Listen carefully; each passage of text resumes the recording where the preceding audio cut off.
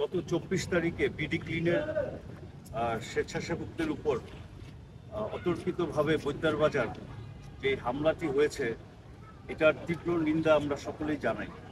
আজকে বিডি ক্লিনের সদস্যরা এই নেককার ঘটনার বিরুদ্ধে যে মানববন্ধন করছেন, আমি এটাকে সমর্থন জানাই এবং কোনো ধরনের আইন শৃঙ্খলা অবনতি ঘটনার পিছনে যারাই জড়িত থাকে, ইফটিজিংয়ের সাথে যারাই জড়িত থাকে, আমরা চাই যে এটা সুষ্ঠু বিচার হোক।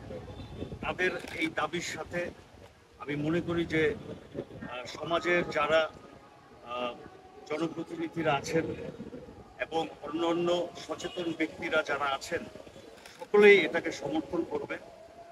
কিন্তু এরই মধ্যে আমরা যেটা জানতে পেরেছি যে একজন গ্রেপ্তার হয়েছিল এবং পরবর্তীতে জামিন পেয়েও সে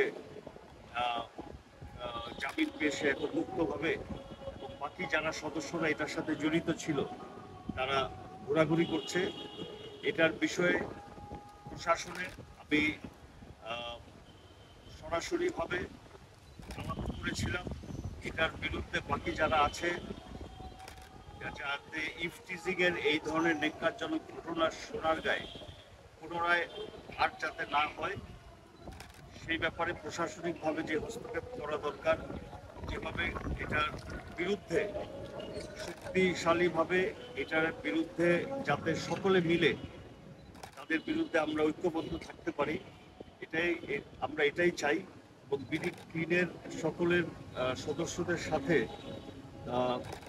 আজকে বিডি ক্লিনের সাথে সদস্যের সাথে এটা হয়েছে, এটা আগামীতে যে কোনো কারোর সাথে এটা হতে পারে, যে কোনো পরিবারের সন্তানদের সাথে এটা হতে পারে। এই ব্যাপারে আমাদের সকলের সচেতন থাকতে হবে। বৈদ্যার বাজার ইউনিয়ন পরিষদের চেয়ারম্যানের সাথেও আমি এই বিষয়টা নিয়ে আলাপ আলোচনা আরও বিস্তারিতভাবে করব। সেখানে জনপ্রতিনিধি আছেন, নির্বাচিত পরিষদের মেম্বার আছেন। আমরা সামাজিকভাবে তাদের বিরুদ্ধে আমরা একটি আন্দোলন গড়ে তুলব এবং যারা আসামি, প্রকৃত আসামি, তারা যাতে আইনের আওতায় আসে, সুষ্ঠু বিচার হয়, তার জন্য যা যা করার আমি বিডি ক্লিনের পক্ষে আছি এবং আমার সর্বোচ্চ সহযোগিতা তাদের